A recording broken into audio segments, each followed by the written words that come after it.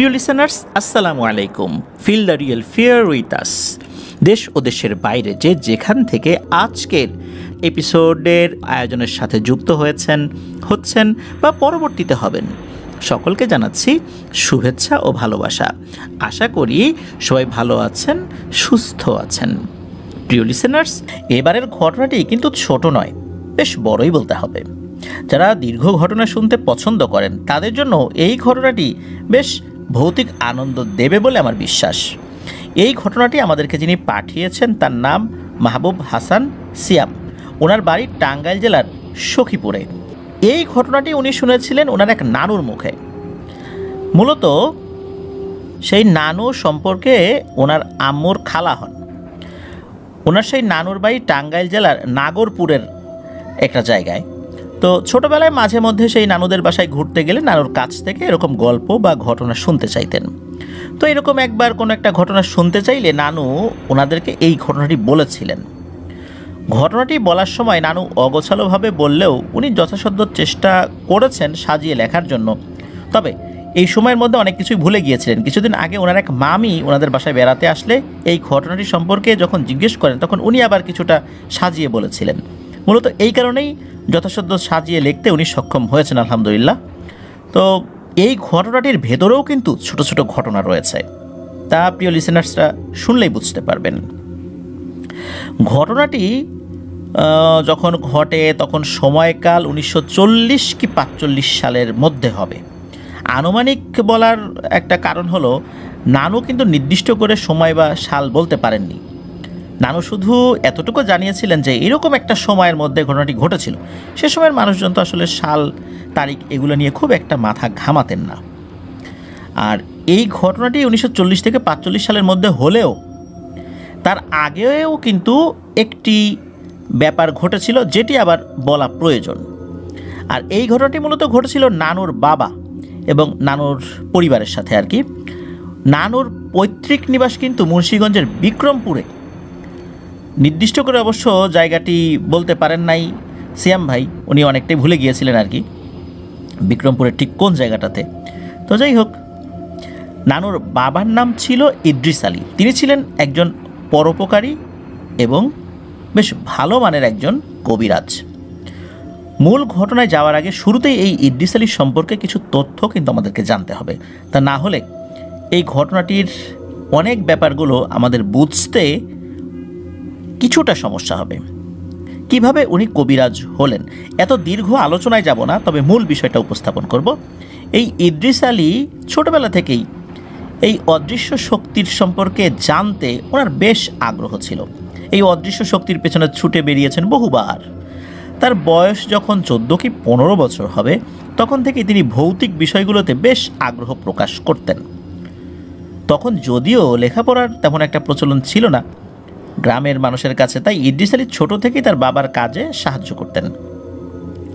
কখনো যদি তিনি শুনতে পেতেন তার এলাকা অথবা আশেপাশের অন্য কোনো এলাকায় কাউকে জিন আসর করেছে, তখন তিনি তার সকল কাজকর্ম বাদ দিয়ে ছুটে যেতেন সেই ঘটনাগুলো পর্যবেক্ষণ করতে। এমন সমস্যাগুলোতে যখন মানুষজন পড়ে যেত, স্বাভাবিকভাবেই কোনো রাকি, হুজুর বা কবিরাজকে ডাকতেন আর কি, যারা এই কাজগুলো জানেন আর কি। তো এনারা যখন এই কাজগুলো করতেন তাদের কার্যপ্রক্রিয়াগুলো উনি খুব গভীরভাবে মন্ত্রমুগ্ধের মতো পর্যবেক্ষণ করতেন। ভালো লাগতো তার এগুলো দেখতে। মূলত এগুলো দেখা থেকেই তার ভিতরে একটা প্রবল আগ্রহ জন্মে যে উনি বড় হয়ে একজন বেশ বড় মানের কবিরাজ হবেন, বেশ ভালো কবিরাজ হবেন এবং মানুষকে সাহায্য করবেন। কারণ অনেক ভণ্ড কবিরাজ ছিল, মানুষকে মিথ্যা কথা বলে তাদের কাছ থেকে টাকা নিয়ে যেত। এটা দেখেও উনি খুব কষ্ট পেতেন। আবার যখন দেখতেন অনেক কবিরাজ অনেক চেষ্টা করেও শেষ পর্যন্ত সফল হননি, ওই রোগীটা সুস্থ হয়নি, মারা গিয়েছে, এটা দেখে উনি মনে মনে খুব কষ্ট পেতেন। যাহা ওই কবিরাজটা যদি আরও ভালো বিদ্যা অর্জন করতে পারতেন তাহলে হয়তো বা সফল হতেন। তো এই বিষয়গুলো থেকে মূলত ওনার বেশ বড় মানের একজন কবিরাজ হওয়ার ইচ্ছা মনের মধ্যে ছিল। সমস্যা বাঁধল হচ্ছে ইদ্রিস আলীর বাবা ছিলেন আবার এর পুরোপুরি উল্টো। ইদ্রিস আলীর এরকম বিষয় আকর্ষণ তার বাবা মোটেও পছন্দ করতেন না। তার বাবা জানতেন যে এই বিদ্যার শেষ পরিণতি অনেকের জন্যই খুব ভালো হয় না। অবশ্য ইদ্রিস আলীর এমন কৃতকর্মের জন্য তাকে তার বাবা মায়ের কাছে অনেক শাসন বারণ শুনতে হয়েছে, কিন্তু কে শোনে কার কথা? এই বিষয়গুলো যে ইদ্রিস আলীর মনের মধ্যে এমনভাবে গেঁথে গিয়েছে, আর এর ফলে এটা যে একটা চরম নেশায় রূপ নিয়েছে, এটা তার মা বাবা ভালোই বুঝতে পেরেছিলেন। একবার কি হয়, তার মা বাবা বেশ মারধর করে তাকে। মনের দুঃখে ইদ্রিস আলী বাড়ি থেকে পালিয়ে চলে যান। ইদ্রিস আলী পালিয়ে সিলেটে চলে আসেন। মূলত সিলেটে চলে আসেন এর পেছনে কারণ হলো, উনি শুনেছিলেন যে সিলেটে অনেক ভালো মানের কবিরাজ রয়েছে, তাদের কাছ থেকে অনেক কিছু শেখা যেতে পারে। মূলত তার সেই মনের ইচ্ছা পূরণ করার আশাই সিলেটে চলে এসেছিলেন। পালিয়ে আসার সময় অনেক পথ পায়ে হেঁটে, আবার যানবাহনে করে, বিভিন্ন মাধ্যমে কষ্ট করতে করতে সিলেট শহরে এসে পৌঁছান। সিলেটে আসার পর শুরুর দিকে অনেক কষ্ট করতে হয়েছে, এখানে সেখানে শুয়েছিলেন, মাজারে শুয়েছিলেন, তাছাড়া তো আর জায়গা নাই, মসজিদের বারান্দায় শুয়েছিলেন। এভাবে আস্তে আস্তে পর্যায়ক্রমে বিভিন্ন কবিরাজ তান্ত্রিকদের সাথে পরিচয় হয়। কিন্তু দেখা যেত সেই কবিরাজগুলো টাকার জন্য ব্ল্যাক ম্যাজিক করে কাউকে মেরে ফেলতেও কোনো দ্বিধাবোধ করে না। তখন ইদ্রিস আলী বুঝতে পারতেন যে এরা খারাপ মানুষ, এদের কাছ থেকে তিনি ভালো কিছু শিখবেন না, বরং এদের কাছে থাকলে এই খারাপ বিষয়গুলোই ওনার মনের মধ্যে চলে আসবে, আর এগুলো উনি পছন্দ করেন না। অনেক তান্ত্রিক আবার তাকে দিয়ে অসৎ কাজ করাতে চাইতো, যেমন কোনো শ্মশান থেকে ছাই সংগ্রহ, কোনো কবর থেকে লাশের কাফনের কাপড় সংগ্রহ করে দিতে বলতো। ওই দুষ্ট তান্ত্রিকরা বলতো এই কাজগুলো করে দিতে পারলে ইদ্রিস আলীকে সকল বিদ্যা শিখিয়ে দেবে। কিন্তু ইদ্রিস আলী সত্যিকারেরই একজন ভালো মনের মানুষ ছিলেন। ওই সময় তার বয়স 14-15 হলেও ভালো মন্দের পার্থক্য তিনি বুঝতে পারতেন। তাই তিনি এমন ধরনের কোনো কাজ করে দিতেন না। উনি বিশ্বাস করতেন যে এই ধরনের কাজ যদি উনি করে দেন, এই কাজে সহযোগিতা করেন, এই কাজের ফলে যে গুনাহ হবে সেই গুনাহ তার আমলনামায় লিখিত হবে। পরকালে আল্লাহর কাছে উনি কী জবাব দেবেন? এই কারণেই উনি এই কাজে সহযোগিতা করতেন না, আর ওই লোকগুলোর সঙ্গ ছেড়ে দিতেন। তো এইভাবেই কাটছিল ইদ্রিস আলীর দিনগুলো। কাজের কাজ কিছুই হচ্ছিল না, সময় চলে যাচ্ছিল। বাড়ি থেকে পালিয়ে আসছেন, একবেলা খান তো 2 বেলা খান না, ঘুমানোর জায়গা নাই। একজনের কাছে 1 সপ্তাহ থেকে যখন বুঝতে পারেন এই লোক ভালো না, আবার আর এক জায়গায় চলে যান। এভাবে তো আসলে মানুষের জীবন চলতে পারে না। একটা লক্ষ্যহীন হয়ে উনি ছুটে যাচ্ছিলেন প্রতিনিয়ত, ভালো কবিরাজের সন্ধানও পাচ্ছিলেন না। এর মধ্যেই প্রায় 7 মাস চলে যায় এই রাস্তাঘাটে এই মাজার থেকে ওই মাজার ঘুরতে ঘুরতে। এমন সময় ইদ্রিস আলী কারো মুখে শুনতে পান সিলেটেরই কোনো একটা জায়গায় একজন মুসলিম ভালো মানের কবিরাজ রয়েছেন। তৎক্ষণাৎ ইদ্রিস আলী তার কবিরাজি বিদ্যা শেখার প্রবল নেশায় সেই কবিরাজের বাড়িতে চলে আসেন। সেই কবিরাজ ছিলেন খুবই ধর্মপরায়ণ একজন ভালো মানুষ। ওই সময় কবিরাজের বয়স 80-র উপরে ছিল। আর পরিবার বলতে ওনার কেউই ছিলেন না। কারণ হচ্ছে যে উনি সংসার বিরাগী মানুষ ছিলেন, শুধু মানুষের উপকার করার জন্যই কবিরাজি শিখেছিলেন। আর সংসার করলে এইদিকে বেশি মনোনিবেশ হয়ে যাবে, আবার সংসার করলে তিনি যেই প্র্যাকটিসগুলো করেন এর ফলে তার পরিবারের সদস্যদের ক্ষতি হতে পারে, এই সমস্ত চিন্তা করে উনি আসলে সংসার করেননি। কবিরাজের আপন বলতে শুধু ছিল তার এক শিষ্য। সেই কবিরাজের সব কিছু দেখাশোনা করতো, কবিরাজের কাছ থেকে সেও অনেক কিছু শিখেছে আর কি। তো সেই কবিরাজের কাজের অনেক সুনাম থাকা অনেক দূর দূরান্ত থেকে লোকজন আসতো কবিরাজের কাছে। কবিরাজের বাড়িটি ছিল বেশ খোলামেলা, অনেক বড় একটা জায়গার মধ্যে বাড়িটা ছিল আর কি। বাড়িটির দক্ষিণ পাশে লম্বা একটি ঘর রয়েছে, সেই ঘরটিতে 6 থেকে 7টি রুম ছিল। সেই রুমগুলোতে মূলত যারা দূর দূরান্ত থেকে কবিরাজের কাছে আসতো তাদের প্রয়োজন হলে থাকতে পারত। আর ছোট একটি ঘর বাড়িটির পশ্চিম দিকে নির্মিত ছিল, যেটিতে সেই কবিরাজও তার শিষ্য থাকতেন। তো ইদ্রিস আলীও প্রথম দিকে কবিরাজের সেই লম্বা ঘরের কোনো একটা কামরায় উনি ছিলেন আর কি। তো এই বাড়িটিতে তো আসলে অনেক মানুষ আসা যাওয়া করতো, তাই কে আসলো কে গেল এটা দেখার কোনো লোক ছিল না। আর সকলের জন্যই খাবার রান্না হতো। তো ইদ্রিস আলী সেটা খেয়েছেন, কোনো সমস্যা হচ্ছিল না।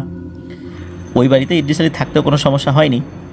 তো এই বাড়িতে থেকে ইদ্রিস আলী প্রতিদিন কবিরাজের ভিন্ন ভিন্ন চিকিৎসা পদ্ধতি দেখছেন, যে এক একজনের ক্ষেত্রে এক এক ধরনের পদ্ধতি প্রয়োগ করেন। তো বেশ কয়েকদিনে কবিরাজের কার্যকলাপ দেখে তার ভালো লেগে গিয়েছিল, আর এই কবিরাজের কাছেই উনি কিছু শিখতে পারবেন এমন চিন্তা তার মাথায় ঢুকে যায়, কারণ সেই কবিরাজ আসলেই ভালো মানুষ ছিলেন।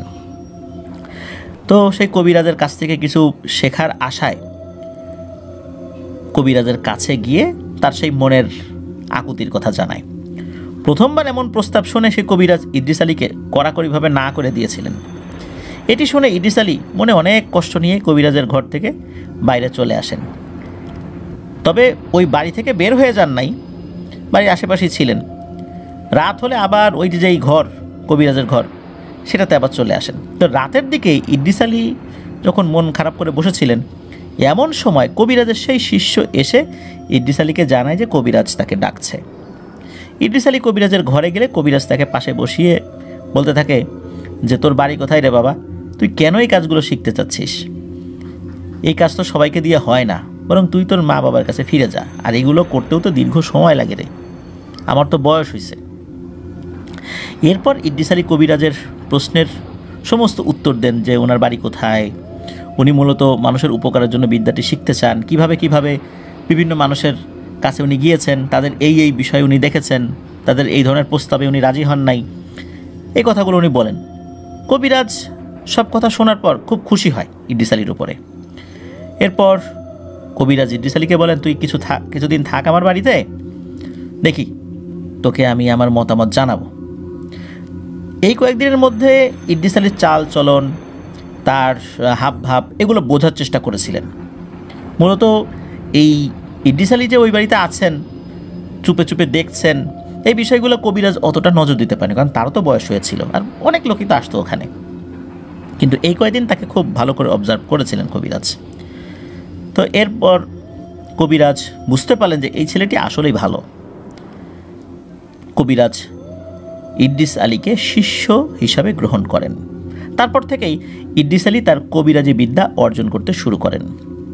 আল্লাহর অশেষ রহমতে প্রবল ইচ্ছাশক্তির কারণে ইদ্রিস আলী খুব সহজেই এবং অল্প সময়ের মধ্যেই তার ওস্তাদের কাছ থেকে অল্প কিছু বছরের মধ্যেই অনেক কিছু শিখে ফেলেছিলেন আলহামদুলিল্লাহ। এমন করে কবিরাজের সাথে থাকতে থাকতে তিনি অনেক কম সময়ে বেশ বড় বড় বিদ্যা অর্জন করতে সক্ষম হন। মাঝে মাঝে এমন হতো, কোনো একটা রুগী আসলে কবিরাজ উনি বসে থাকতেন আর ইদ্রিস আলীকে বলতেন যে বাবা তুই এই কাজটি করতো। তো এরকম হাতে কলমে অনেক কিছু শিখিয়েছিলেন সেই কবিরাজ ইদ্রিস আলীকে। এই কারণে মূলত অনেক কম সময়ে বেশ বড় বড় বিদ্যা অর্জন করতে সক্ষম হয়েছিলেন। আর তার এই একাগ্রতা দেখে এবং তার মানুষের প্রতি ভালোবাসা দেখে কবিরাজও তাকে অনেক ভালোবাসতেন। মূলত কবিরাজের তো অনেক বয়স হয়ে গিয়েছিল, তো কবিরাজ চিন্তা করেছিলেন ওনার যেহেতু কোনো সন্তানাদি নাই, উনি বিয়ে শাদী করেন নাই, তো তার এই বিদ্যাটা এমন কাউকে শিখিয়ে যেতে যারা সত্যিকার অর্থে ভালো মানুষ এবং মানুষের উপকারের জন্য এই বিদ্যাটা প্রয়োগ করবে, কখনোই লোভের বশবর্তী হয়ে কারো ক্ষতি করবে না। আর কবিরাজ বিশ্বাস করতেন যে এই কাজ যদি ভালো মানুষকে উনি শিখিয়ে যান, তাহলে এই ভালো কাজের বদৌলতে যে সওয়াব হবে, উনি কবরে বসেও সেই সওয়াব পেতে থাকবেন। কারণ ওর তো বয়স হয়ে গিয়েছিল, আগের মতো ওই রকম কাজ উনি করতে পারতেন না। আর তাছাড়া একটা হাদিসে বর্ণিত রয়েছে যে মানুষের মৃত্যুর পর 3টা জিনিস তার কবরে যেতে থাকে সদগায়ে জারিয়া হিসাবে। তার মধ্যে একটা হচ্ছে এমন কোনো এলেম, যেই এলেম যদি কাউকে শিখিয়ে দেওয়া হয় তিনি সেই আমল করবেন, তার থেকে সওয়াব পাবেন, তার ভাগিদার জিনিস শেখালেন তারও হতে থাকবে। আবার জিনিস শিখলেন পরবর্তীতে তিনি যদি আরেকজনকে শেখান, যিনি আমল করলেন তিনিও সওয়াব পাবেন, জিনিস শেখালেন তাকে আবার যিনি শিখিয়েছেন, এরকম করে সবাই সওয়াব পেতে থাকবে।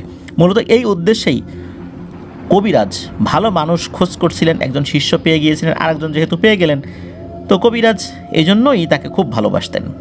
এভাবে প্রায় 12 থেকে 13টি বছর ইদ্রিস আলী কবিরাজের সাথে থেকেই কাটিয়ে দেন।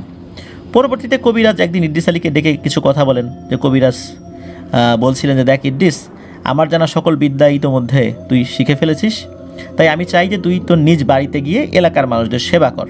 এলাকার মানুষের তোর কিন্তু শেখানোর বা তোর তরফ থেকে কিছু দেওয়ার অনেক জিনিস আছে, তুই সেখানে গিয়ে মানুষের উপকার কর, কারণ তোর উপরে তাদের হক আছে।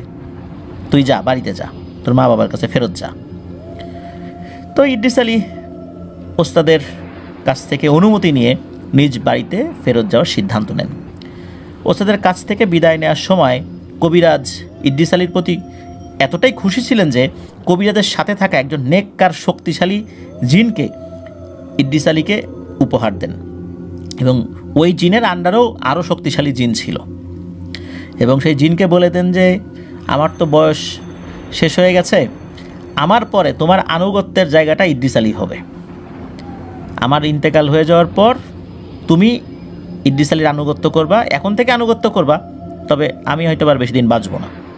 তো জিনও প্রতিশ্রুতি দিয়েছিল যে হ্যাঁ, আমি এখন থেকে ইদ্রিস আলীর আনুগত্য করব, আর ইদ্রিস আলী যদি কখনও কোনো অন্যায় কথা বলেও আমি সেটা শুনবো না, এই বিষয়েও কিন্তু ওয়াদা করিয়েছিলেন ওই কবিরাজ।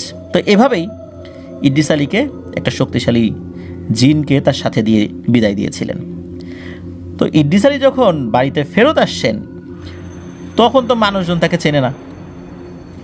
ওই সময়ে তারা ধরেই নিয়েছিলেন যে ইদ্রিস আলী হয়তো বা মারা গেছে বা কোথাও হারিয়ে গেছে। দীর্ঘ প্রায় 12-13 বছর পর হঠাৎ একদিন ইদ্রিস আলী তার নিজ বাড়িতে এসে যখন হাজির হয়েছেন, লোকজন যখন চিনতে পারছিলেন না, পরে আস্তে আস্তে বুঝতে পেরেছিলেন, সবাই পরিচয় মানে কিভাবে উনি কী করেছিলেন সব কিছু বলেন, তারপরে মানুষ চিনতে পারে তাকে, মানে তার পরিবারের সদস্যরা চিনতে পারে, কারণ উনি তো অল্প বয়সে চলে গিয়েছিলেন। এর মধ্যে উনি বড় হয়ে গেছেন না, 12 বছরে, তো অনেক 12-13 বছর অনেক বড় হয়ে গেছেন আর কি, এই জন্য চেহারার তো পরিবর্তন হয়েছে। তো বাড়িতে ফেরত আসার পর ইদ্রিস আলীর বাবা উনি চিন্তা করেন যে এই ছেলেটা আবার আবার আবার কোথায় চলে যায় কি না, দ্রুত তাকে বিয়ে শাদী দিয়ে দিতে হবে, সংসারই করে দিতে হবে আর কি। তো উনি ইদ্রিস আলীকে দ্রুত বিয়ে করিয়ে দেন এবং আলাদা সংসার তৈরি করে দেন, আলাদা ঘরবাড়ি করে দেন। তো এরপর থেকে ইদ্রিস আলী তার কবিরাজি বিদ্যার যেই কলাকৌশলগুলো এলাকার ভেতরে উনি প্রয়োগ করতে থাকেন, ভৌতিক সমস্যার সমাধানে বা নির্ভুল সমাধানে ধীরে ধীরে অনেক সুনাম কুড়াতে উনি শুরু করেন। আশেপাশের এলাকাগুলোতেও উনি বেশ পরিচিত একটা নাম হয়ে যান। এরপর থেকেই ইদ্রিস আলীর নাম ইদ্রিস আলী থেকে ইদ্রিস কবিরাজে রূপান্তরিত হয়ে যায়। মানুষের মুখে মুখে তার নাম ছড়িয়ে পড়ে। পরবর্তীতে আশেপাশের কয়েক এলাকার মানুষ ইদ্রিস কবিরাজের নাম শুনলেই তাকে খুব সহজেই চিনতে পারত। ইদ্রিস আলীর কাছে অনেক দূর দূরান্ত থেকে রোগী আসতো চিকিৎসা নিতে। আবার দেখা যেত মাঝে মাঝে প্রয়োজন হলে এরকম রোগীর বাড়িতে গিয়ে উনি চিকিৎসা করতেন। আর আল্লাহর অশেষ রহমতে অধিকাংশ সমস্যাগুলো উনি সমাধান করতে সক্ষম হতেন। এই তো আমরা শুনলাম ইদ্রিস আলীর এই কবিরাজ হয়ে ওঠার গল্প। মূলত তার পরিবারের যারা বয়োজ্যেষ্ঠ ছিলেন তাদের মুখেই ইদ্রিস আলীর এই ব্যাপারটা শোনা যায়। তবে উনি সিলেটের ঠিক কোন এলাকায় কোন কবিরাজের কাছে শিখেছিলেন এইগুলোর এত বিস্তারিত আসলে জানা যায় না, শুধু জানা যায় সিলেটের কোনো একটা জায়গা থেকে শিখেছিলেন আর কি। তো যাই হোক, ইদ্রিস আলীর জীবনী তো আমরা শুনলাম, একটা দীর্ঘ একটা পথ, প্রায় 12-13 বছরের একটা জার্নি আমরা মাত্র 12-13 মিনিটে আমরা শুনে ফেললাম। এবার আসি মূল ঘটনা। এতক্ষণ কিন্তু আমরা মূল ঘটনাতে আসিনি, কিন্তু মূল ঘটনাতে আসার আগে যেই ব্যাপারগুলো জানার দরকার ছিল সেগুলো আমরা জানলাম, কারণ এই জিনিসগুলো আমাদের পরবর্তীতে কাজে লাগবে। তো এই যে নানুদের যে বাড়িটা, মানে যেই নানু ঘটনাটি বলেছিলেন আর কি, তো নানুদের বাড়ির একটু বিবরণটা দিই। নানুদের বাড়িটি ছিল এমন একটি জায়গাতে যেটার চতুর্পাশেই ছিল চাষি জমি, মানে চাষের জমি ছিল। সেই বাড়ি থেকে আধা কিলোমিটার বা এর কিছুটা কম অথবা বেশি হতে পারে এমন দূরত্বে একটি খাল ছিল। এই খালটা আবার কি হয়েছে, কিছুটা পথ এগিয়ে গিয়ে একটা নদীর সাথে মিশেছে। সেই এলাকাটিতে বর্ষার সময় ভারী বৃষ্টিপাতের ফলে উঁচু জমিগুলোর পানি সেই খালে এসে পড়ত। এ কারণে খালটি পানিতে ভরে গিয়ে চারপাশের চাষের জমিগুলো একদম পানিতে ভরে যেত। নতুন পানি আসলে তখন চারদিকে পানিতে পরিপূর্ণ হয়ে থাকত। যদিও বর্ষার এমন অধিক পানিতে নানুদের বাড়ির উঠোনে পানি উঠতো না, কারণ বাড়িটি ছিল চাষের জমিগুলো থেকে বেশ উঁচু একটি জায়গায় নির্মিত। পানি আসলে নানুদের বাড়ির আঙিনায় দাঁড়ালে পানি ব্যতীত অন্য কিছুই দেখা যেত না, শুধু হাতে গোনা দূরের কয়েকটি বসত ভিটা ছাড়া। আর সেই এলাকাটিতে তখনকার বাস্তবতায় তো এরকম ঘনবসতি ছিল না, এখন তো অনেক কিছু হয়ে গেছে আর কি। একটা বাড়ি থেকে আরেকটা বাড়ির দূরত্ব তখন অনেক দূরে দূরে ছিল আর কি। তো সেই এলাকাটিতে স্বাভাবিক অবস্থায় যখন পানি নেমে যেত আর কি, তখন ওই অঞ্চলের মানুষ চলাচলের জন্য একটি রাস্তা ব্যবহার করত, যেটি আবার চাষের জমি থেকে কিছুটা উঁচু একটি রাস্তা ছিল বা উঁচু জায়গায় ছিল আর কি। কিন্তু পানি উঠলে আবার সেই রাস্তাটি ব্যবহারের অনুপযোগী হয়ে যেত। তখন ওই অঞ্চলের মানুষের একমাত্র বাহন হয়ে যেত নৌকা। তো নানুদের বাড়িতে নানুর বাবা শুধু তার নানুর যে বাবা আর কি, আর ওনার স্ত্রী সন্তানাদি নিয়ে বসবাস করতো। ওনার ভাই যারা ছিলেন আর কি, বা ওনার মা বাবা আর একটা বাড়িতে থাকতো। তো তার বাবা আর কি আলাদা সব কিছু করে দিয়েছিলেন। আর ওনার অন্য ভাই বোনদের বসত বাড়ি ছিল একই গ্রামে, তবে কিছুটা বেশ মানে দূরে দূরে আর কি। তো এই জায়গাগুলো ইদ্রিস আলীর বাবা সবাইকে ভাগ করে দিয়েছিলেন। তাদের তো ওই সময় অনেক জায়গা জমি ছিল আর কি। তো বর্ষার সময় পানি যেহেতু বেড়ে যেত, তাই সকলের মতো নানুদের পরিবারের লোকজনদেরও চলাচলের জন্য নৌকা ব্যবহার করতে হতো। নৌকা ব্যবহার করেই সকল কাজকর্ম করতে হতো। বাজারে যাওয়া আসা থেকে সকল ধরনের যাতায়াত নৌকার মাধ্যমে করতে হতো। এই জন্য নানুদের দুটি নৌকা ছিল। একটি নৌকা বড়, যেটি করে 7-8 জন মানুষ ভালোভাবেই চলাচল করতে পারত। আরেকটি নৌকা আকারে কিছুটা ছোট, এটিতে 2 থেকে 3 জনের ধারণ ক্ষমতা ছিল। এটি মূলত ইদ্রিস আলী তার নিজের প্রয়োজনেই বেশি ব্যবহার করতেন। সাল তখন 1940 থেকে 45। এই যে এখন আমরা আস্তে আস্তে মূল ঘটনার দিকে ঢুকে যাচ্ছি আর কি। মূল ঘটনার যে প্লটটা, সেটাতে আমরা এখন চলে আসছি। তো ওই সময় এতদিনে ইদ্রিস আলীর ঘরে 2 পুত্র সন্তান সহ নানুর জন্ম হয়েছে, মানে যেই নানু ঘটনাটি বলেছেন আর কি। তখন নানুর বয়স 8 কি 9 বছর হবে। নানু ছোট থেকেই দেখতে পেতেন যে তার বাবা অনেক পরিশ্রমী একজন মানুষ। এই যে ইদ্রিস আলী নিজের কিছু জমিতে চাষাবাসের কাজ করে জীবিকা নির্বাহ করতেন, আর পাশাপাশি মানুষের উপকার করার জন্য কবিরাজি কাজও করতেন। মানুষের কাছ থেকে উনি কোনো টাকা পয়সা নিতে চাইতেন না, উনি কৃষিকাজ করেই মূলত জীবিকা নির্বাহ করতে চাইতেন। মাঝে মাঝে অনেক মানুষ চিকিৎসার জন্য নানুদের বাড়িতে আসতেন আর কি। আবার অনেক সময় তো কবিরাজির কারণে অনেক দূরে দূরে ওনাকে যেতে হতো, কয়েকদিন পরে আবার আসতেন, এরকম ঘটনা ঘটত। তো ঘটনাটি ঘটে কোনো এক বর্ষার মাঝামাঝি সময়ে। একদিন বিকালে নানু যখন তাদের বাড়ির উঠোনে খেলাধুলা করছেন, অমন সময় নানু দেখতে পান যে তাদের বাড়ির ঘাটে একটি নৌকা এসে ভেড়ে। তারপর নানু দেখতে পেলেন লিকলিকে দেহের একজন লোককে নিয়ে সেই লোকটির সাথে আরও 6 থেকে 7 জন পুরুষ মানুষ তাদের বাড়িতে এসে উপস্থিত হন। বাড়িতে সে সময় ইদ্রিস আলী না থাকায় তার স্ত্রী মানে নানুর মাকে লোকগুলো সালাম দিয়ে জানান যে তারা রংপুরের কোনো একটা এলাকা থেকে এসেছেন। তো রংপুর কোথায় আর মুন্সিগঞ্জের বিক্রমপুর কোথায়, অনেক দূরে। এখন এত দূর থেকে আসছেন, নিশ্চয়ই কোনো একটা গুরুতর ব্যাপার হয়েছে। আর এই যে ইদ্রিস কবিরাজের কাজের কথা শুনেই মূলত ওই লোকগুলো অনেক আশা নিয়ে এখানে এসেছেন। তো কথাগুলো শুনে নানুর মা তাদেরকে উঠোনের এক কোণে পাটি বিছিয়ে কিছু সময় বসে অপেক্ষা করতে বলেন। অসুস্থ সেই লোকটিকে দেখে নানুর কাছে অনেক অদ্ভুত লাগে, কারণ লোকটি একেবারে লিকলিকে হয়ে গেছে, আর এক এক সময় এক এক ধরনের অঙ্গভঙ্গি করছে। একবার পুরুষের খুব পুরুষালী গম্ভীর কণ্ঠে কথা বলে, আবার কিছুক্ষণ পর মেয়েলি কণ্ঠে কথা বলে, একদম পুরোপুরি মেয়েরা যেভাবে কথা বলে তাদের ভয়েস যেরকম হয় ওই রকম কথা বলে। আর এই লোকগুলো তো তাকে ধরে রাখার চেষ্টা করছেন আর কি। এইভাবে অনেকক্ষণ তারা বসে থাকেন। আর ওই সময় তো উন্নত যোগাযোগ ব্যবস্থা ছিল না, আর বর্ষাকাল হওয়ায় নানু তো নৌকা নিয়ে কোথাও গিয়েছিলেন। একটা জায়গা থেকে আর একটা জায়গার দূরত্ব বেশি ছিল, এত ঘনবসতি ছিল না। এই কারণে খোঁজখবর পাঠানোর জন্য কোনো লোককে ওনারাও পাঠাতে পারেননি তার খোঁজখবর করার জন্য। তো এই যে ইদ্রিস আলী বাড়ি ফিরতে ফিরতে মাগরিবের আজান হয়ে যায়। ইদ্রিস আলী বাড়িতে এসে সেই লোকগুলোকে দেখতে পান। তখন নামাজের সময় হয়ে যাওয়াতে লোকগুলোকে তার সাথে নামাজে অংশগ্রহণের জন্য আহ্বান জানান। সেখান থেকে কিছু লোক ইদ্রিস আলীর সাথে নামাজে শরিক হন, আর কিছু লোক সেই অসুস্থ লোকটিকে ধরে বসে থাকে। নামাজ শেষে ইদ্রিস আলীকে লোকগুলো তার কাছে কেন এসেছে এই বিষয়টা জানালে আসলে ইদ্রিস আলী বলেন যে বিস্তারিত আমাকে শুনতে হবে, চলুন ঘরে গিয়ে বসি। তো ওনারা ঘরে গিয়ে বসেন। এর মধ্যে একজন লোক ডিটেলস বলতে শুরু করেন। এই যে অসুস্থ লোকটা, তার নাম হলো আব্দুর রহমান, আর যিনি কথা বলতে শুরু করেছেন তিনি হচ্ছেন এই আব্দুর রহমানের একমাত্র বড় ভাই। তো উনি বলেন যে এখন আব্দুর রহমানকে যে অবস্থায় দেখা যাচ্ছে, আজ থেকে 3 মাস আগে সে এমন ছিল না। এখন তো তার শরীরে হাড় ছাড়া কিছুই খুঁজে পাওয়া যাবে না, কিন্তু মাস 3 আগেও আব্দুর রহমান খুবই সুস্বাস্থ্যের অধিকারী ছিল। আর এখন তো সে মৃত্যু পথযাত্রী। এই বলে তো আব্দুর রহমানের বড় ভাই কান্নাকাটি শুরু করে দেন। ইদ্রিস আলী তখন আব্দুর রহমানের বড় ভাইকে ধৈর্য ধারণ করতে বলেন এবং সমস্ত ঘটনা খুলে বলতে বলেন। আসলে কি হয়েছিল সেটা তো জানা প্রয়োজন। তো আব্দুর রহমানের বড় ভাই কিছুটা স্বাভাবিক হয়ে আবার বলতে শুরু করেন যে আব্দুর রহমান কর্মজীবনে এই গাছগাছালি কাটার কাজ করেন আর কি, এবং পাশাপাশি বাড়িতে কিছু গবাদি পশু লালন পালন করেন। নিজ এলাকায় বা আশেপাশে কারো গাছ কাটার প্রয়োজন হলে আব্দুর রহমানকে দিয়ে সেসব কাজ করিয়ে নেওয়া খুব ইজি ছিল আর কি, তার জন্য তো টাকা দিতেই হতো। তো একবার কি হয়, এই আব্দুর রহমানকে একটি গাছ কেটে দেওয়ার জন্য চুক্তি করতে হবে। এই চুক্তি করার জন্য একজন লোক আসে। তো এই যে লোকটা এসেছিলেন তাকেও এই আব্দুর রহমানের বড় ভাই চিনতেন, তাদেরই পাশের এলাকার একজন লোক, উনি বেশ অবস্থাশালী ব্যক্তি।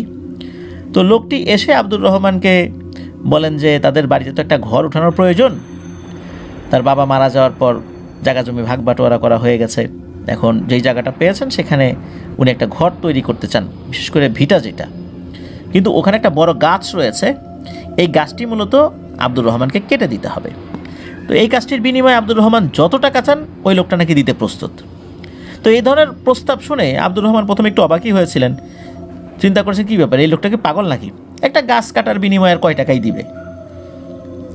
1940 থেকে 45 সালের দিকে একটা গাছ কাটার জন্য কয় টাকা, কারণ ওই সময় কিন্তু 1 টাকায় অনেক কিছু পাওয়া যেত, সেখানে যত টাকা চাই তত টাকা দিবে। যখন এরকম চিন্তা করেছেন এই জন্য তো একটু তো তার কাছে খটকা লেগেছেই, কোনো ঝামেলা টামেলা আছে নাকি।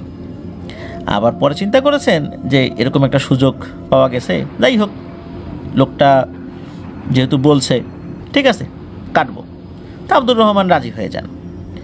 তো যখন কথাবার্তা শেষ হয়ে যায়, বায়নার টাকা হিসাবে ওই সময়ের বাস্তবতায় 30 টাকা অ্যাডভান্স পেমেন্ট করেছিলেন এবং বলেছিলেন যে আগামীকাল চলে আসবেন আপনার লোকজন সহ, আগামীকাল এসে গাছটা কেটে দিবেন। তো ওই সময় 30 টাকা মানে কয় বিঘা জমি কেনা সম্ভব, প্রিয় লিসেনার্স আপনারাই বুঝতে পারবেন নিশ্চয়ই। 1940 থেকে 45 সালে সেই ব্রিটিশ পিরিয়ডে যখন কড়ির যুগ ছিল, কড়ি দিয়ে চলতো, ওই সময় উনি ওই সময় যে প্রচলিত টাকা বা মুদ্রা সেটা ব্যবহার করেছিলেন, এবং 30 টাকা মানে অনেক টাকা ওই সময়ের বাস্তবতায়। তো যাই হোক, পরের দিন সকালে উঠেই আব্দুর রহমান কথা মতো সেই লোকটির দেওয়ার ঠিকানায় যান। সেখানে গেলে লোকটি আব্দুর রহমানকে নিয়ে বড় একটি পুরনো শেওড়া গাছের কাছে যান। তা আব্দুর রহমান সেই জায়গায় গিয়ে দেখতে পান যে শেওড়া গাছের চারপাশে আরও কয়েকটি গাছ কেটে রাখা আছে। কাটা গাছগুলোকে দেখে মনে হচ্ছে এগুলো কিছুদিন আগেই হয়তো কাটা হয়েছে। এতগুলো গাছ কেটেছে, কিন্তু বাকি ছিল শুধুমাত্র এই মাঝের এই শেওড়া গাছটা। তো এই চিন্তার মাঝেই গাছের মালিক জানান যে এই গাছটি অনেক পুরনো একটি গাছ, তার বাবাও এই গাছটির বয়স সম্পর্কে কিছু জানাতে পারেন নাই। তো এই গাছটি কাটার জন্য আগেও কয়েকজন লোক চেষ্টা করেছেন, কিন্তু পরবর্তীতে কেন জানি তারা গাছটা কাটতে অস্বীকৃতি জানাতো। এই গাছের আশেপাশে নাকি অনেক সময় অনেক মানুষ অদ্ভুত বিষয়বস্তু দেখে ভয়ও পেয়েছে, তাই এই গাছটি তারা কাটতে রাজি হন নাই। আর যেহেতু রাজি হন নাই, এই জন্যই আব্দুর রহমানকে এত টাকার একটা অফার করা হয়েছে, এটা সোজাসাপটা তারা জানিয়ে দেন। এই কথাগুলো শুনে আব্দুর রহমান তুচ্ছ তাচ্ছিল্যের সুরে লোকটিকে হেসে বলেন, সমস্যা নাই, আমি আপনার এই গাছটি কেটে দেব, দেখি আমার কাজে কে বাধা দেয়, কিন্তু এই কাজের জন্য আমাকে 200 টাকা দিতে হবে। লোকটি বললেন, তুমি কাটতে পারলে যত চেয়েছো তত টাকাই তোমাকে দেয়া হবে, কারণ ওই সময়ে 200 টাকা মানে 200 বিঘা জমি কেনা যাবে এমন একটা অবস্থা। কিন্তু ওই যে লোকের এত পরিমাণ জমি ছিল তার বাবার, এবং তারা যে ভাগে পেয়েছেন, যে দৃষ্টিসীমা যত দূর যায় খালি জমি আর জমি, তাদের এইরকম একটা অবস্থা, মানে এত জমি জমা ছিল তাদের। তো কথা হয়ে যায়, সে যেটা চেয়েছে সেটাই ওই গাছের মালিক দিবেন।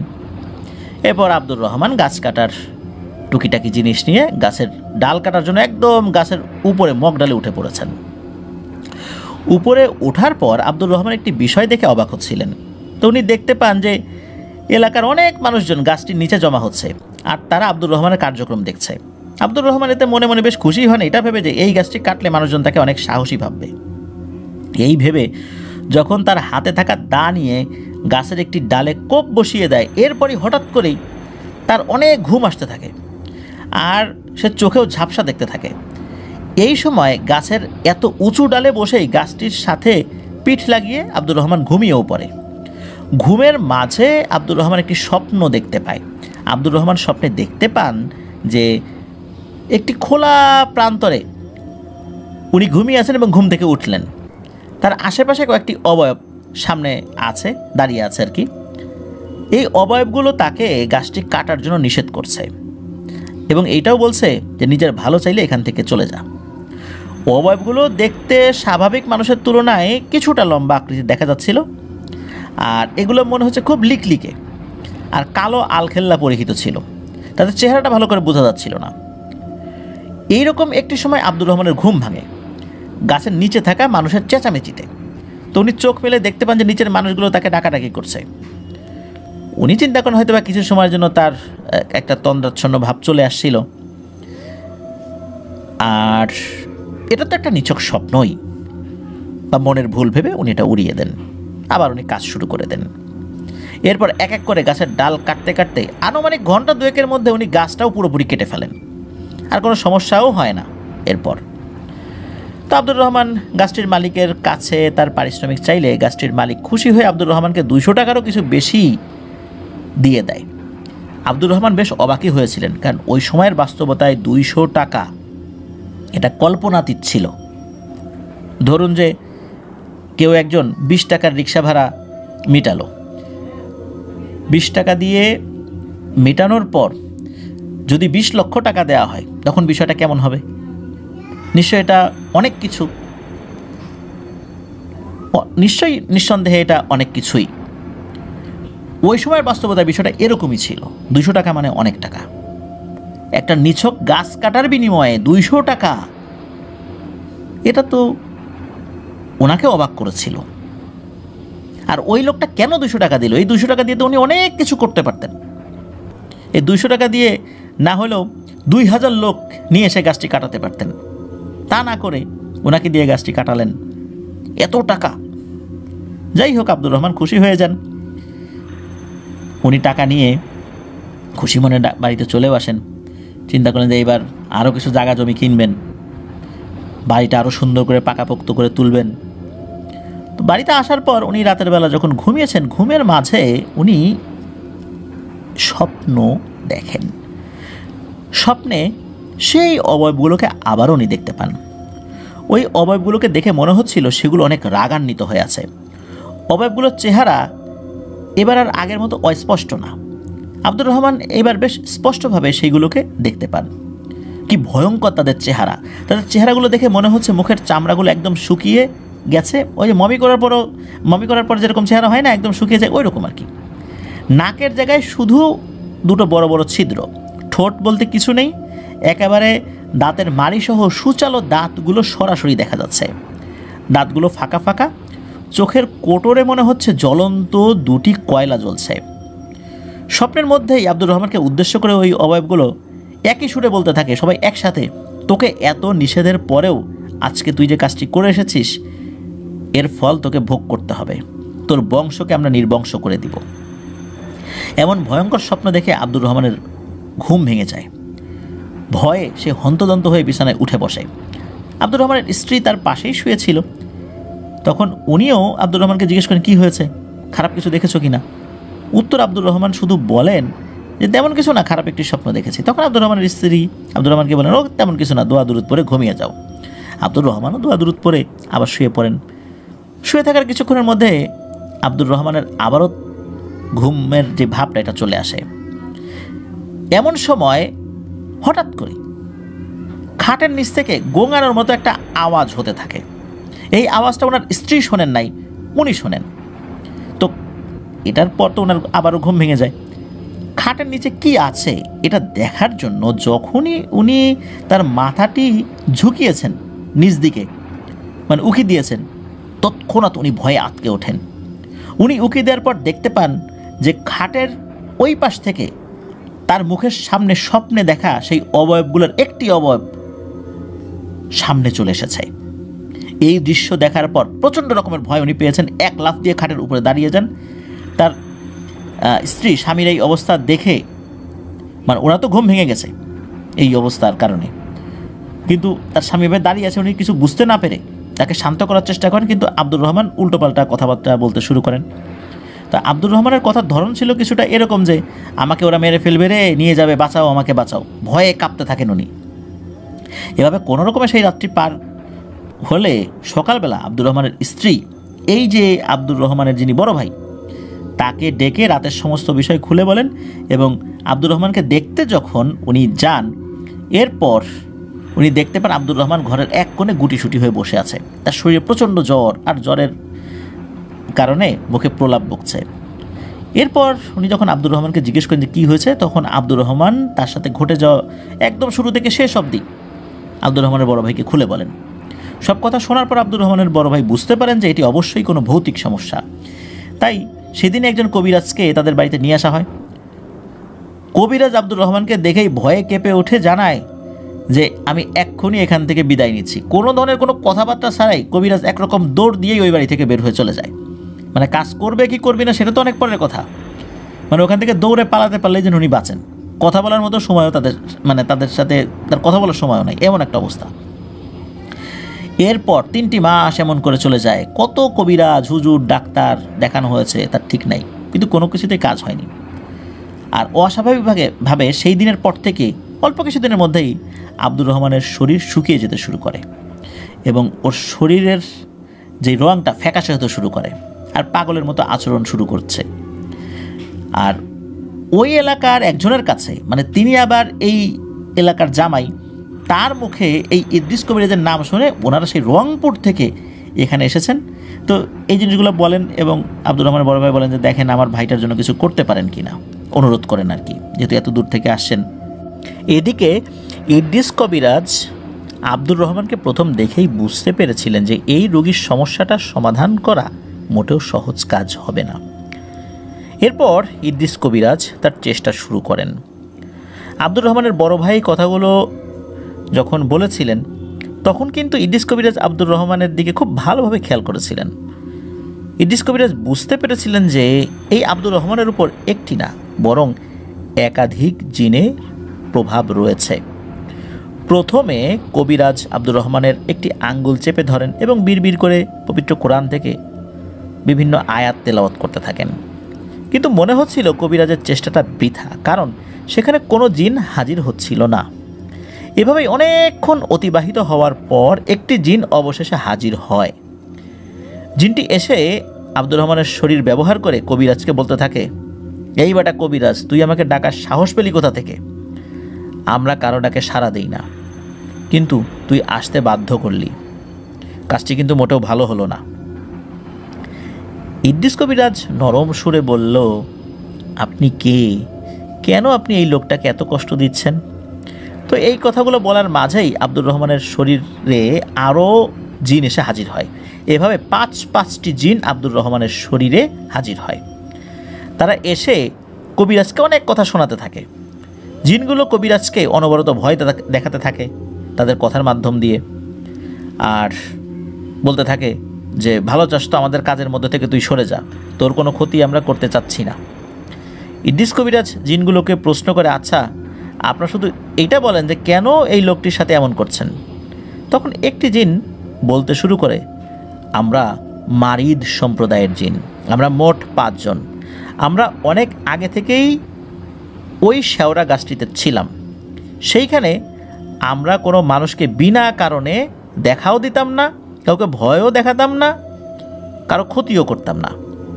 ওই গাছটিতে থাকার জন্য গাছটির মালিকের পূর্বপুরুষদের সাথে অনেক আগেই আমরা একটা চুক্তি করেছিলাম। এইভাবেই সেখানে আমরা ছিলাম বহু বছর।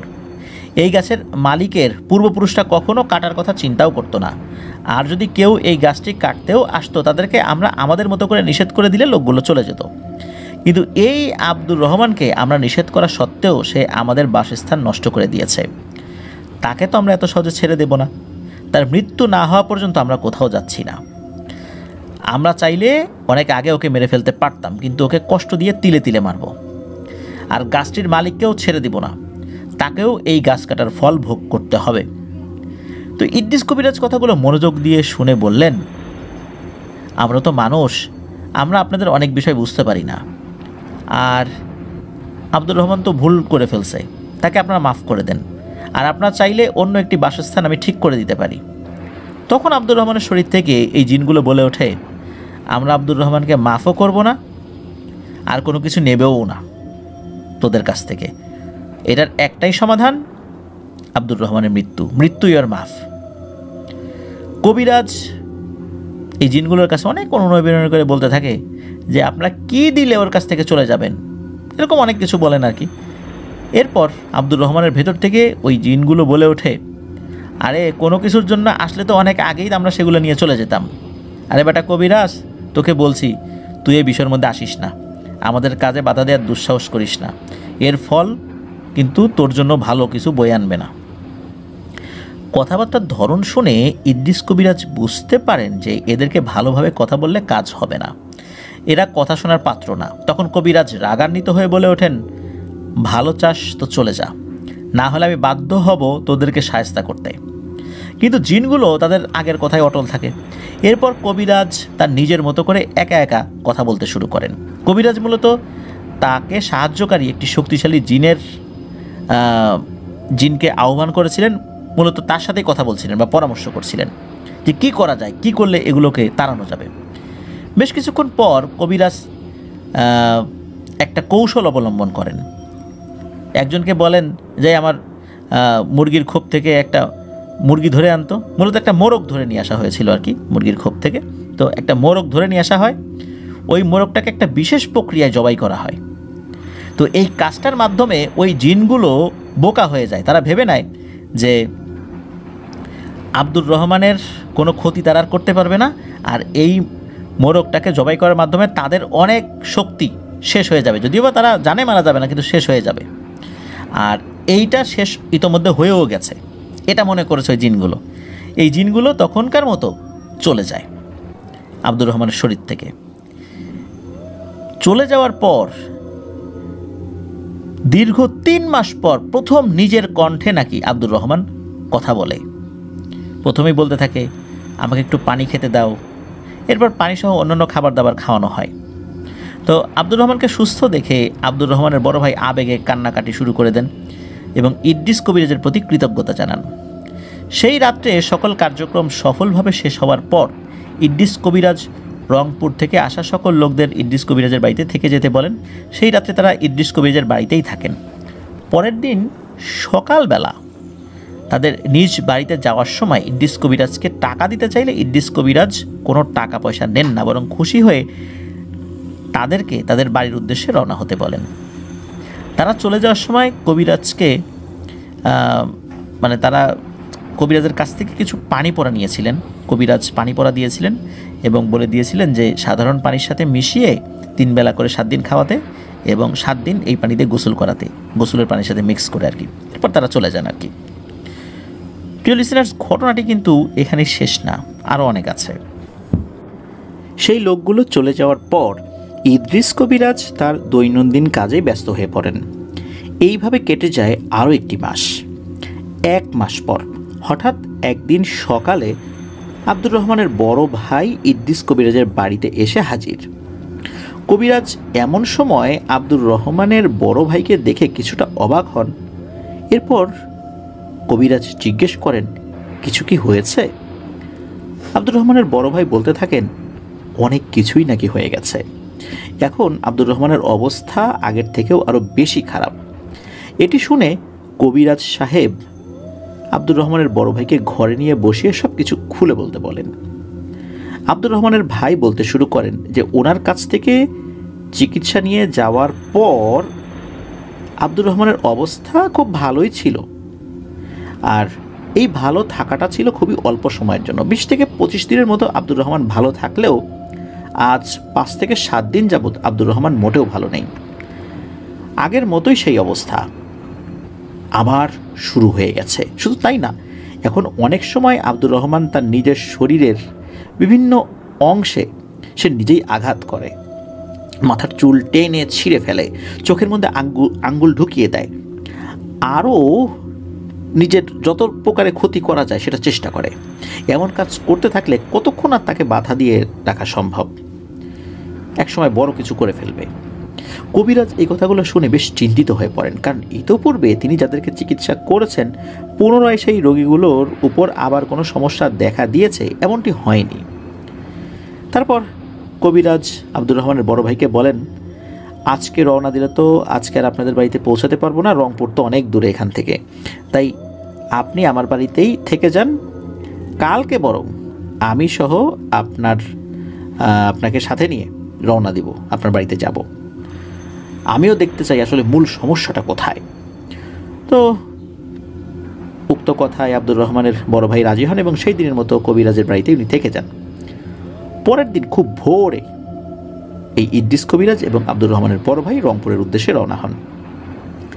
আগের দিনে যাতায়াতের দুরবস্থার কারণে তাদের পৌঁছাতে কিন্তু অনেক সময় লাগে, প্রায় 2 দিনের মতো সময় লেগেছিল। আব্দুর রহমানের বাড়িতে পৌঁছাতে মানে যখন পৌঁছেছেন আর কি, তখন দুপুর গড়িয়ে গিয়েছে। তো বাড়িতে পৌঁছে কবিরাজ আব্দুর রহমানকে খুব ভালোভাবে পর্যবেক্ষণ করতে থাকেন। কবিরাজ দেখতে পান যে কবিরাজকে দেখে আব্দুর রহমান রাগান্বিত হয়ে গালিগালাজ শুরু করেছে।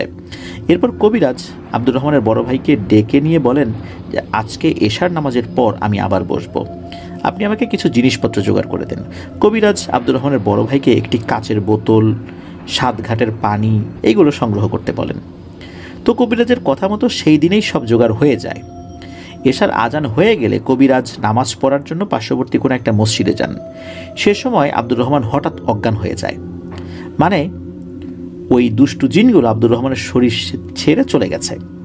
এরপর কবিরাজ বাড়িতে ফিরে আব্দুর রহমানকে কবিরাজের সামনে বসিয়ে আবার তার কবিরাজি বিদ্যা প্রয়োগ করতে শুরু করেন। এবার অনেক চেষ্টা করার পরও সেই জিনগুলো কবিরাজের ডাকে কোনো সাড়া দিচ্ছিল না। এভাবেই চেষ্টার পর চেষ্টা, মাঝে মাঝে মানে এমন পর্যায়ে চলে যাচ্ছিল যে ইদ্রিস কবিরাজের শরীর আর কুলাচ্ছিল না। এরকম করতে করতে গভীর রাত্রে হঠাৎ সেই জিনগুলোর মধ্যে একটি জিন আসে, আর একই রকমভাবে একটা আসার পর অন্য সবগুলো একে একে এসে হাজির হয়। ইদ্রিস কবিরাজ আগে থেকে সিদ্ধান্ত নিয়ে রেখেছিলেন এই জিনগুলোকে ছাড়া রাখা যাবে না, এরা এমন সমস্যা বারবারই সৃষ্টি করবে, তাই এদেরকে বোতলবন্দি করতেই হবে। যাই হোক, জিনগুলো এসেই রাগান্বিত হয়ে কবিরাজকে বলতে থাকে, তুই আমাদের আগেরবার নানা কৌশল করে বোকা বানিয়ে আব্দুর রহমানের কাছ থেকে দূরে সরিয়ে দিয়েছিলি, আবারও তুই আমাদের কাজে বাধা সৃষ্টি করতে এসেছিস, তোকে এইবার আবারও সুযোগ দিচ্ছি, ভালোই ভালো এখান থেকে চলে যা, নইলে তোর বংশকে কিন্তু নির্বংশ করে দিব। তো এই ধরনের কথার প্রেক্ষিতে ইদ্রিস কবিরাজ সেই জিনদেরকে উদ্দেশ্য করে বলেন, তোরা কি ভেবেছিস তোদের কাছে কি আমি অনুরোধ করতে আসছি যে ওকে ছেড়ে যা এই অনুরোধ করব না? তোদেরকে কিন্তু আর ছাড়তে আসি নাই, কারণ তোরা ছাড়া থাকলে এরকম সমস্যা আবারও তৈরি করবি, আর আল্লাহ ছাড়া আমি কাউকে ভয় করি না। এরপর কবিরাজ ওই যে আগে থেকে সংগ্রহ করে রাখা 7 ঘাটের পানি একটি বোতলে ঢেলে দোয়া পড়তে থাকেন, অন্য আর একটা বোতলে ঢালতে হয়েছিল আর কি। তারপর সেই বোতলটি আব্দুর রহমানের মাথার নিচে ধরে রেখেছিলেন। আব্দুর রহমান তো বসা ছিল, তার মাথার নিচে বলতে থুতনির ওইখানটাতে রেখেছিলেন, আর আব্দুর রহমানের মাথাটা ধরে নিচু করে বোতলটির একটু কাছে নিয়ে রাখেন। এরপর কবিরাজের সাথে আনা একটি লাল কাপড় দিয়ে আব্দুর রহমানের মাথাটি ঢেকে দেয়া হয়। কবিরাজ বিভিন্ন সূরা পাঠ করতে থাকেন এবং কবিরাজ তার সাথে থাকা শক্তিশালী কয়েকজন জিনের সাহায্যে কিছু সময়ের মধ্যেই সেই দুষ্টু জিনগুলোকে বোতল বন্দি করতে আল্লাহর রহমতে সক্ষম হন। এই কাজটির পর কবিরাজের সাথে থাকা একটি ভালো জিন কবিরাজকে জানায় যে এই মারিদ জিনেরা অনেক শক্তিশালী হয়ে থাকলেও আল্লাহর কালামের কাছে সেই সব কিছুই তুচ্ছ, কিন্তু এইখানে 4টা জিন বন্দি করা গেছে, আর একটা জিন যে কোনোভাবেই হোক কৌশলে এখান থেকে পালিয়েছে এবং সে অনেক দূরে গোপন একটি স্থানে আশ্রয় নিয়েছে।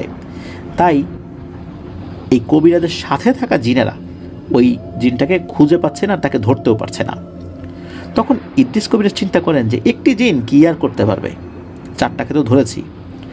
তারপর ইদ্রিস কবিরাজ ওই বাড়ির লোকদেরকে বলে, আলহামদুলিল্লাহ সব সমস্যা চিরদিনের মতো সমাধান হয়ে গেছে, আমি আমার সাথে থাকা পরহেজগার কয়েকজন জিনের মাধ্যমে দুষ্টু জিনগুলোকে আটক করতে সক্ষম হয়েছি, ইনশাআল্লাহ আর কোনো সমস্যা হবে না আশা করি।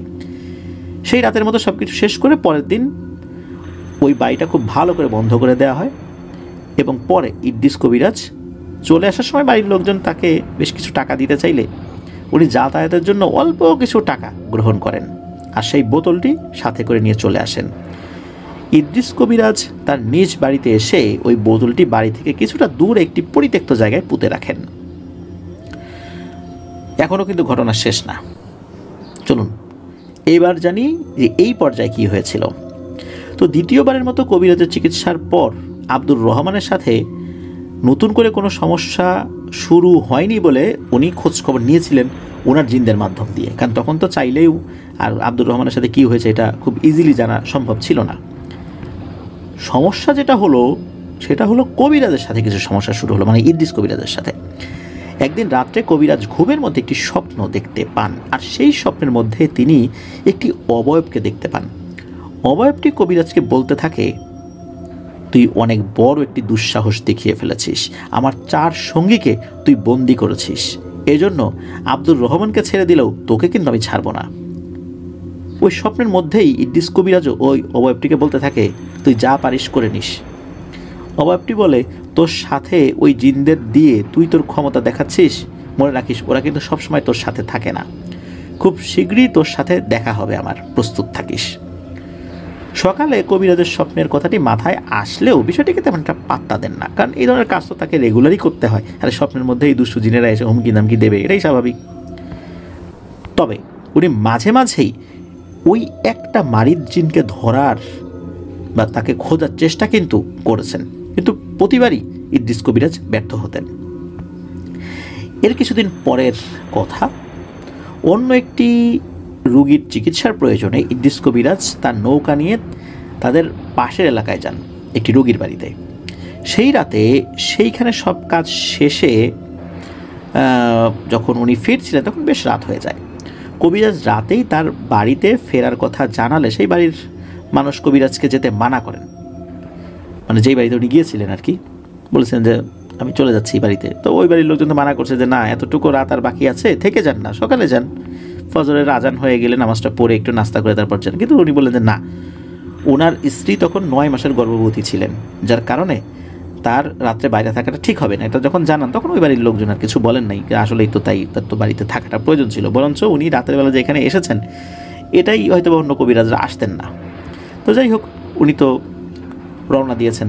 তো রওনা দেওয়ার পর আধা ঘন্টার মতো নৌকা চালানোর পর নৌকাটি একটা বিস্তৃত ফাঁকা জায়গায় এসে পড়ে। নৌকাটি স্বাভাবিকভাবেই যাচ্ছিল, এমন সময় হঠাৎ কবিরাজের কাছে মনে হলো নৌকাটির সাথে ভারী কিছু এসে ধাক্কা লাগলো। মানে নৌকা গিয়ে কোনো কিছুর সাথে ধাক্কা লেগেছে বিষয়টা এরকম না, কোনো কিছু এসে নৌকার সাথে ধাক্কা লেগেছে বা কোনো কিছু এসে নৌকাকে ধাক্কা দিয়েছে, বিষয়টা এরকম। এখন নৌকার নিচে কি এটা দেখার জন্য কবিরাজ উকি দিয়ে নৌকার নিচের দিকটা দেখার চেষ্টা করেন, কিন্তু উনি তেমন কিছুই দেখতে পান না। উকি দেওয়া অবস্থায় ইদ্রিস কবিরাজের কানে একটি শব্দ আসতে থাকে। শব্দটি পানির বড় বড় ঢেউয়ের শব্দের মতো। তখন সামনের দিকে তাকিয়ে কবিরাজ দেখতে পান তার নৌকাটির থেকে কয়েক হাত সামনের পানিতে আচমকা পাক শুরু হয়ে গেছে, মানে পাক খাচ্ছে। বিষয়টি কি সেটি কবিরাজ বোঝার চেষ্টা করেন। কবিরাজ ভাবেন তিনি তো কত সমস্যায় নিজেকে জড়িয়েছেন, এই জন্য হয়তো বা কোনো দুষ্ট চিন্তার ক্ষতি করার উদ্দেশ্যে এসেছে। তো কবিরাজ তৎক্ষণাৎ তার নিজের শরীর ভালো করে বন্ধ করে নেন এবং নৌকা সেই জায়গাটির পাশ দিয়ে চালাতে শুরু করেন। কবিরাজ দেখতে পান পাক খাওয়া জায়গাটি থেকে কুচকুচে কালো 4টি মাথার অংশ পানির নিচ থেকে উপরে বেরিয়ে আসছে। তাদেরকে দেখেই কবিরাজের মনে পড়ে যায় আব্দুর রহমানের চোখে দেখা জিনগুলোর বিবরণের কথা। কবিরাজ দেখতে পান যে লাল লাল 4 জোড়া চোখের নিচ পর্যন্ত পানির উপরে উঠে এসেছে এবং তার দিকে ভয়ঙ্কর দৃষ্টিতে তাকিয়ে আছে। কিছুক্ষণ পর পুরোপুরি এই 4টি অবয়ব পানির উপরে উঠে আসে, মনে হচ্ছে তারা পানির উপরে দাঁড়িয়ে আছে। কবিরাজের বুঝতে আর বাকি থাকে না এই জিনগুলো তার বন্দি করা সেই 4টি মারিদ জিন। তখন কবিরাজ চিন্তিত হয়ে পড়েন এইটা ভেবে যে এগুলো ছাড়া পেল কিভাবে, যদিও তাদের সাথী একটি জিন ছাড়া এই 4টাই কিন্তু এখানে ছিল। কিন্তু কবিরাজ এমন প্রক্রিয়ায় 4টিকে বন্দি করেছিল যে কোনো জিন বা পিশাচ তাদেরকে মুক্ত করতে পারবে না, হ্যাঁ মানুষ পারবে শুধু। সেই অবয়বগুলোকে দেখতে অনেকটা একই রকম লাগছিল। তখন একটি অবয়ব বলে ওঠে, কিরে ইদ্রিস, আমাদেরকে দেখে অবাক হচ্ছিস? আর অবাক তো তোর হবারই কথা, তুই হয়তো আমাদের শক্তি সম্পর্কে জানিস না। আমরা ছাড়া পেলাম কিভাবে এইটা চিন্তা ভাবনা করার তোর দরকার নেই, এটা চিন্তা করা বাদ দে, তুই তোর জীবনের চিন্তা কর। এই বলে অবয়বগুলো বিশ্রীভাবে হাসতে শুরু করে। ইদ্রিস কবিরাজ মনে সাহস নিয়ে বলেন, আরে তোরা শক্তিশালী হতে পারিস, কিন্তু আল্লাহর কালামের শক্তি তোদের শক্তি থেকে অনেক অনেক শ্রেষ্ঠ। এরই মাঝে হঠাৎ 4টি অবয়ব চোখের পলকে চারদিকে ছুটে গিয়ে নৌকাটির চারপাশ ঘিরে ধরে। নৌকাটি আচমকা সে সময় ঘুরতে শুরু করে। ইদ্রিস কবিরাজ এরপর তার নৌকায় দাঁড়িয়ে দোয়া পড়তে শুরু করেন। ধীরে ধীরে নৌকাটি স্থির হয়ে যায়। তার চারদিকে থাকা অবয়বগুলো নানান ধরনের ভয়ঙ্কর আকৃতি ধারণ করতে থাকে সেই সময়, কিন্তু সেই অবয়বগুলো কোনোভাবেই তার নৌকার কাছে আসতে পারছিল না। কবিরাজ তখন তার পালিত জিনদেরকে ডাকা সত্ত্বেও তারা সেখানে কেন যেন আসতে পারছিল না। এরপর ইদ্রিস কবিরাজ দেখতে পান যে বড় বড় পাথর উপর থেকে ধপাস ধপাস করে নৌকার আশেপাশের পানিতে এসে পড়ছে, কিন্তু পাথর পড়লে পানিতে যেরকম ঢেউ সৃষ্টি হয় তেমনটি হচ্ছে না। কবিরাজ বুঝতে পারেন এগুলো ওই দুষ্টু জিনদের করা কোনো দৃষ্টিভ্রম, তাকে শুধু ভয় দেখানোর জন্য এমন সব করা হচ্ছে। আবার একটু পর কবিরাজ দেখতে পেলেন তার নৌকার চারদিকে হুট করে পানিগুলো মানে বিস্তৃত পানির যেই এলাকাটা সেখানে আগুন জ্বলে ওঠে, কিন্তু সেই আগুনের কোনো তাপ কবিরাজের শরীরে লাগছিল না। এভাবেই একের পর এক অদ্ভুত ভয়ঙ্কর কাহিনী ঘটছিল তার চারপাশে, কিন্তু তিনি এক মুহূর্তের জন্য দোয়া পড়তে কিন্তু ভোলেন নাই এবং বিচলিত হন নাই আল্লাহর রহমতে। অনেকক্ষণ পর আস্তে আস্তে সব কিছু স্বাভাবিক হতে শুরু করে, আর দূরের কোনো একটা মসজিদ থেকে আজানের শব্দ ইদ্রিস কবিরাজের কানে আসতে থাকে। কবিরাজ দেখতে পান সব কিছু একদম আগের মতো স্বাভাবিক হয়ে গিয়েছে, কিন্তু তিনি কোন জায়গায় আছেন এটা উনি ভালোভাবে বুঝতে পারছিলেন না। কবিরাজ তখন সেখানে দাঁড়িয়ে অপেক্ষা করতে থাকেন ভোরের আলোর জন্য। পরে কিছুটা ভোরের আলো ফুটলে জায়গাটি চিনতে পারেন এই জায়গাটি কবিরাজের এলাকা থেকে বেশ অনেক দূরের একটি জায়গা। উনি এইখানে কিভাবে চলে আসলেন নিজেও বুঝতে পারছিলেন না। যাই হোক, যেহেতু উনি চিনতে পেরেছিলেন, তখন কবিরাজ তার নৌকা বাড়ির দিকে আগানো শুরু করেন। সেই জায়গা থেকে 4 ঘন্টা নৌকা চালানোর পর কবিরাজ তার বাড়ি দেখতে পান। একটি বিষয় দেখে কবিরাজ দূর থেকেই কিছুটা অবাক হন। উনি দেখতে পান যে তার বাড়ির ঘাটে অনেকগুলো নৌকা বাঁধা আর অনেক লোকজন এলোমেলোভাবে তার বাড়ির আঙিনায় ছোটাছুটি করছে। কবিরাজ আর বেশি কিছু চিন্তা না করে ওই নৌকাটি তার বাড়ির দিকে আগানো শুরু করেন। নৌকাটি তাদের বাড়ির ঘাটে বেঁধে উপরে উঠে আসলে বাড়ির লোকজন ভেতর থেকে চিৎকার করে কান্নাকাটির শব্দ জুড়ে দেন আর কি। তো কবিরাজ হন্তদন্ত হয়ে ছুটে তার নিজের বাড়িতে ঢোকেন। বাড়িতে গিয়ে দেখতে পান যে তার স্ত্রী সহ তার আপন লোকজন কান্নাকাটি করছে। কবিরাজের স্ত্রী পাগলের মতো বিলাপ করে কান্নাকাটি করছে আর বলছে যে আমি আমার সন্তানকে নিজ হাতে খুন করেছি। ইদ্রিস কবিরাজ কিছু বুঝে ওঠার আগেই তার একজন পরিচিত লোক তাকে হাত ধরে টানতে টানতে ঘরের সামনে নিয়ে আসেন। ঘরের সামনে গিয়ে কবিরাজ যে দৃশ্যটি দেখতে পান এতে উনি বাকরুদ্ধ হয়ে যান।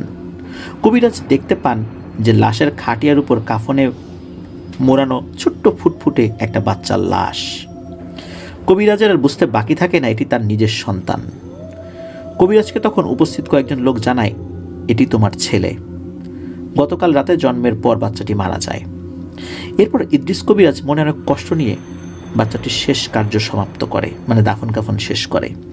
রাতে ইদ্রিস কবিরাজের কাছে তার বড় ভাবি এসে কিছু কথা বলতে শুরু করেন। তো এক ভয়ঙ্কর রোমহর্ষক ঘটনা বলতে শুরু করেন।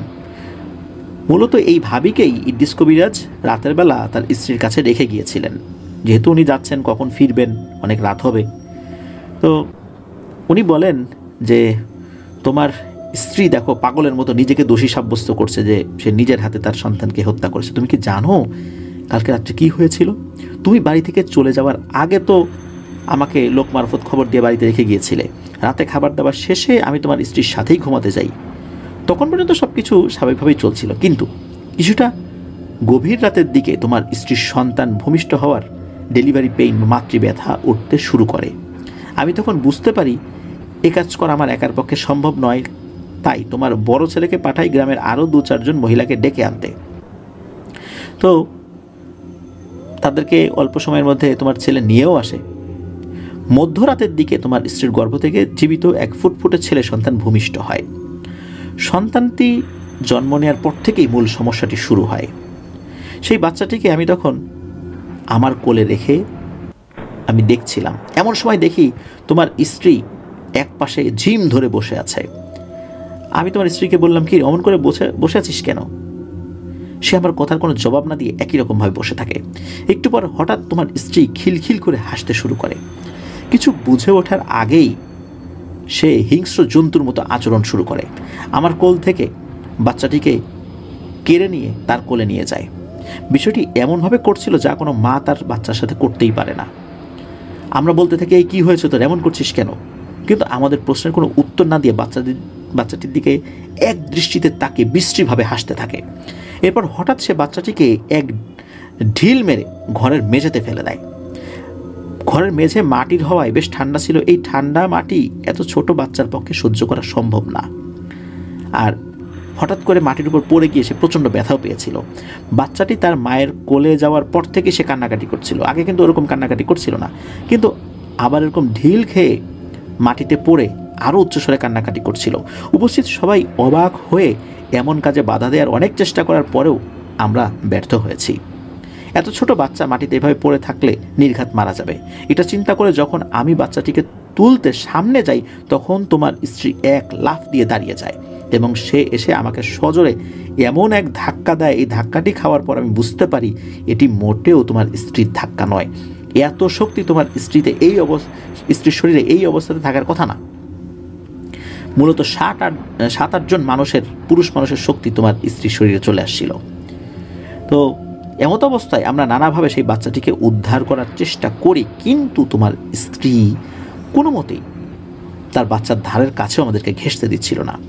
একসময় সেখানে থাকা একজন মহিলা একটা বাঁশের ছোট লাঠি দিয়ে তোমার স্ত্রীকে একটি আঘাত করলে সে অনেক রাগান্বিত হয়ে যায় এবং আমাদের সবাইকে সে উল্টোপাল্টা বেধড়ক মারধর করতে করতে ঘর থেকে বের করে দেয়। মূলত তোমার স্ত্রীকে আঘাত করার উদ্দেশ্য ছিল যেন তার কোল থেকে বাচ্চাটি নিয়ে বাচ্চাটিকে বাঁচানো যায়, কিন্তু আমরা করতে পারিনি। আমাদেরকে বের করে দিয়ে তোমার স্ত্রী ঘরের দরজা লাগিয়ে দেয়। ঘরের বাইরে থেকে তোমার ছেলে মেয়ে সহ আমরা সকলে দরজা জানালায় অনবরত ধাক্কাধাক্কি করতে থাকি এবং তোমার স্ত্রীকে ডাকাডাকি করতে থাকলেও কোনো কাজ হয়নি। বাইরে থেকে শুধু তোমার স্ত্রীর অট্টহাসির শব্দ আর বাচ্চাটির কান্নাকাটি শুনতে থাকি। আমাদের মধ্যে থেকে একজন ঘরের একটি ছিদ্র দিয়ে ঘরের ভেতরের পরিবেশ দেখতে থাকে। তখন আমাদেরকে ডাকলে আমরাও দেখতে পাই। টিম টিম করে হারিকেনের আলো জ্বলছিল ঘরে, আর সেই আলোতে দেখতে পাই তোমার স্ত্রী বসে রয়েছে মাথাটা নিচু করে, আর তার সামনে বাচ্চাটি হাত পা ছুড়ে ছটফট করে কান্নাকাটি করছে। এই গভীর রাত্রে আমরা চিৎকার করে আশেপাশের মানুষদের কাছে অনেক সাহায্য চেয়েছি, কিন্তু এত রাত্রে আর এত দূরে দূরে মানুষের বসতবাড়ি হওয়ায় কেউ আমাদেরকে সাহায্য করতে আসতে পারেনি। তো এভাবেই বাচ্চাটি জন্মের পর ঠান্ডা মাটিতে পড়ে থাকতে থাকতে ধীরে ধীরে নিস্তেজ হয়ে পড়ছিল। এভাবে আর কিছুক্ষণ পর আমরা ঘরের বাইরে থেকে বাচ্চাটির আর কোনো কান্নার শব্দও শুনতে পাচ্ছিলাম না। তখন আমরা ধরেই নিলাম বাচ্চাটি হয়তো মারা গিয়েছে। এর কিছুক্ষণ পর তোমার স্ত্রী হুট করে ঘরের দরজাটি খুলে দিয়ে আবার তার আগের জায়গায় গিয়ে বসে পড়ে।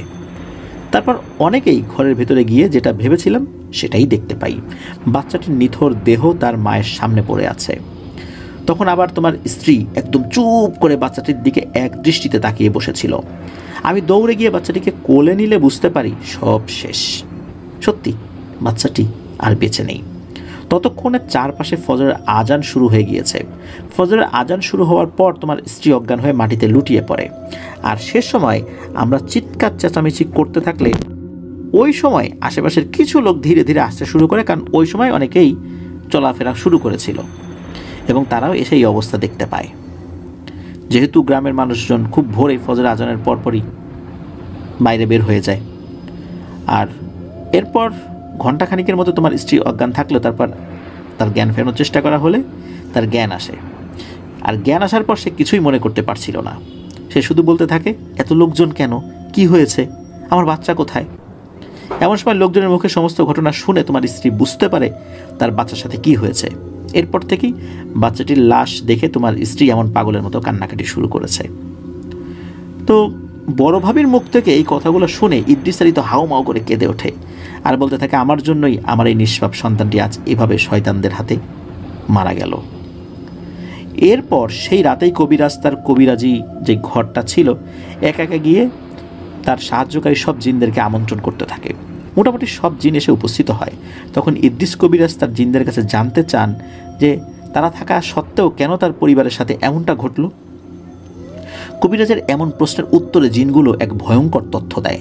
জিনগুলো জানায় তারা সর্বদা কবিরাজের মঙ্গল চায়, কবিরাজের সমস্ত ভালো মন্দ বিষয় দেখার দায়িত্ব ছিল তাদের উপর, কিন্তু তারা সেই মোতাবেক কাজ করেও আসছিল।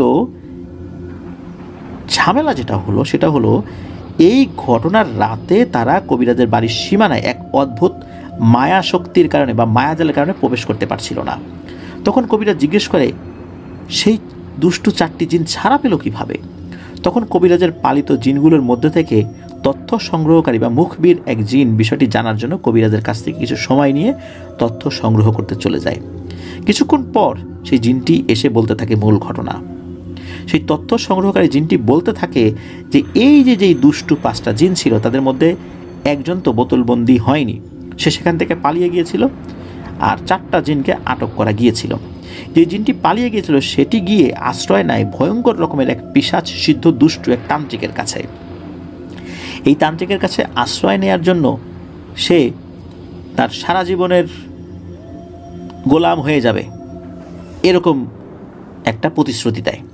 সে তান্ত্রিকের সব কাজ করবে এরকম প্রতিশ্রুতি দেয়। তান্ত্রিকও সে জিনের কথা মতো কিছুদিনের মধ্যেই ভয়ঙ্কর কালো জাদুর মাধ্যমে সে জানতে পারে ঠিক কোথায় কোন জায়গায় এই বোতলটি রাখা হয়েছে, আর তান্ত্রিক সশরীরে এসে এখান থেকে বোতলটি সংগ্রহ করে নেয় কোনো এক রাত্রে, আর এই জিনগুলোকে মুক্ত করে দেয়।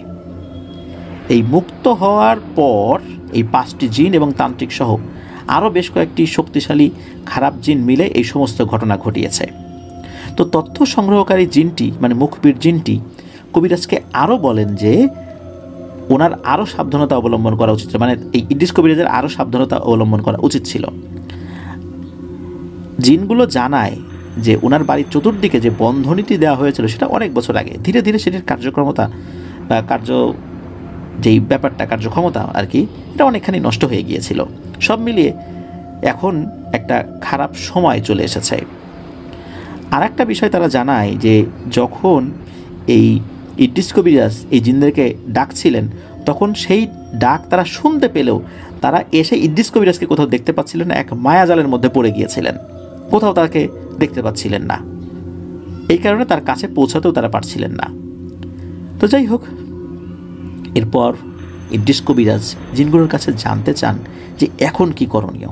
তখন ওই যেই জিনটা তার ওস্তাদ যাকে দিয়েছিলেন আর কি, তো সেই জিনটা বলেন যে আপনি কি ভুলে গেছেন আপনার সেই সঙ্গীর কথা যার সাথে আপনি আপনার ওস্তাদের সাথে দীক্ষা নিয়েছেন?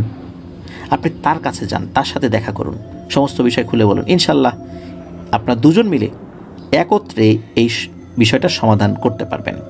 তো এই কথাগুলো শুনে কবিরাজ জিনদের কাছেই তার পুরনো সেই বন্ধুর কথা জানতে চান। তখন ওই যে উপহার পাওয়া সেই জিনটি জানায় এখনও সিলেটের সেই ওস্তাদের বাড়িতেই সেই লোকটি আছেন, তবে এটাও জানান যে আপনার ওস্তাদ আর বেঁচে নেই, 8-9 বছর আগেই উনি দুনিয়ার মায়া ত্যাগ করে চলে গেছেন। ওস্তাদের মৃত্যুর খবরে উনি খুব শোকাহত হন আর ওনার সেই সঙ্গীর সাথে দেখা করার জন্য রওনা দেন। তবে রওনা দেওয়ার আগে ওনার বাড়িটা খুব ভালো করে পুনরায় বন্ধনী দিয়েছিলেন। পরদিন খুব ভোরে ইদ্রিস কবিরাজ তার বাড়িতে থাকা কিছু আত্মীয় স্বজনদেরকে জানান যে একটি প্রয়োজনীয় কাজের উদ্দেশ্যে উনি কিছুদিনের জন্য বাড়িতে থাকতে পারবেন না, সিলেট যাচ্ছেন, তারা যেন কবিরাজের বাড়িতেই থাকে এবং সব কিছু দেখে রাখে।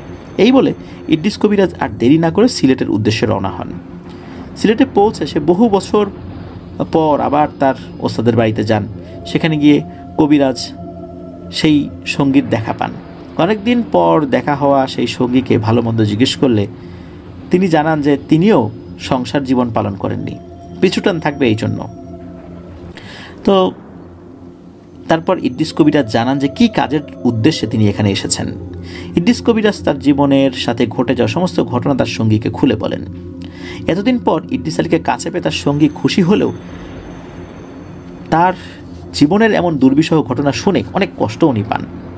এরপর ইদ্রিস কবিরাজ তার সঙ্গীকে জানান যে জিনদের সাথে পরামর্শের কথা এবং তাদেরকে একত্রে মিলে এই কঠিন কাজটি সমাধান করতে হবে। তখন তার সঙ্গী তাকে বলেন যে অবশ্যই আমি তোমার সাথে যাব এবং ইনশাল্লাহ এই সমস্যার সমাধানও হবে। এরপরের 2 থেকে 3 দিন ওনারা খুব বিচক্ষণতার সাথে কাজ করেছিলেন। বিশেষ করে এই যে যিনি সঙ্গী, এই সঙ্গী তো তার ওস্তাদের সমস্ত জিনদের পেয়েছিলেন। তো এই জিনদের মধ্যে যারা খুব বুজুর্গ ছিলেন আর কি, যারা খুব বড় মানের রাকি, তাদেরকে ডেকেছিলেন। তো তাদের মাধ্যমে জানতে পারেন যে এই যে শয়তান 5 মারিদ জিন, এই জিনদেরকে কিন্তু সহজে পাওয়া যাবে না। এদেরকে পেতে হলে এই মারিদ জিনদের পুরনো আস্তানা, মানে যেখানে ওরা বহু বছর ছিল, ওই গাছটাতে ছিল, ওই জায়গাটাই যেতে হবে, অন্যথায় তাদেরকে ধরা যাবে না। অন্য জায়গায় গেলে তাদেরকে ডাকলে ওরা আসবে না, আর আসলেও ধরা যাবে না। আর এই কাজটি করতে হবে কোনো এক সোমবার, শনি মঙ্গলবারে না, সোমবারে করতে হবে। তারা আরও জানান যে মারিদ জিনগুলো এখন এক খারাপ তান্ত্রিকের সাহায্যে অনেক গোপন স্থানে ঘাঁটি গেড়েছে। তাদের স্থান একটা না, অনেকগুলা। তো এই পরামর্শ শুনে ইদ্রিস কবিরাজ সহ তার সঙ্গী মিলে পরের দিন রওনা হন রংপুরের উদ্দেশ্যে। যেদিন রওনা দেন দিনটা ছিল শনিবার রবিবারে অনেক রাতের দিকে তারা রংপুর গিয়ে পৌঁছেছিলেন। তো ইদ্রিস কবিরাজ যেহেতু আগেও একবার রংপুর এই আব্দুর রহমানের বাড়িতে এসেছিলেন, তাই এই জায়গাগুলো তার পরিচিত ছিল। রাতেই ইদ্রিস কবিরাজ তার সঙ্গীকে নিয়ে আব্দুর রহমানের বাড়িতে যান। রাতে গিয়ে আব্দুর রহমানের ঘরে গিয়ে ডাক দিলে আব্দুর রহমান ঘুম ঘুম চোখ নিয়ে দরজাটি খোলেন। হঠাৎ এত রাত্রে ইদ্রিস কবিরাজকে দেখে আব্দুর রহমান অনেক অবাক হয় এবং বেশ খুশিও হন। বেশি দেরি না করে তাড়াতাড়ি আব্দুর রহমান এই ইদ্রিস কবিরাজ এবং তার সঙ্গীকে ঘরের ভেতরে নিয়ে বসান এবং ইদ্রিস কবিরাজকে জিজ্ঞেস করেন যে কি হয়েছে, আপনি এত রাত্রে কেন? এদিকে ইদ্রিস কবিরাজ খেয়াল করে দেখেন আব্দুর রহমান এখন পুরোপুরি সুস্থ, তার স্বাস্থ্য আগের মতো হয়ে গেছে, একদম স্বাভাবিক আল্লাহর অশেষ রহমতে, আর কোনো সমস্যাও নাকি আর দেখা যায়নি, এটাও কবিরাজ জানতে পারেন। তো ইদ্রিস কবিরাজ যখন তার আসার কারণ আব্দুর রহমানকে কিছুটা জানান এবং বলেন যে আমরা এই কারণে এসেছি, বাকিটা তোমরা পরে বুঝতে পারবা।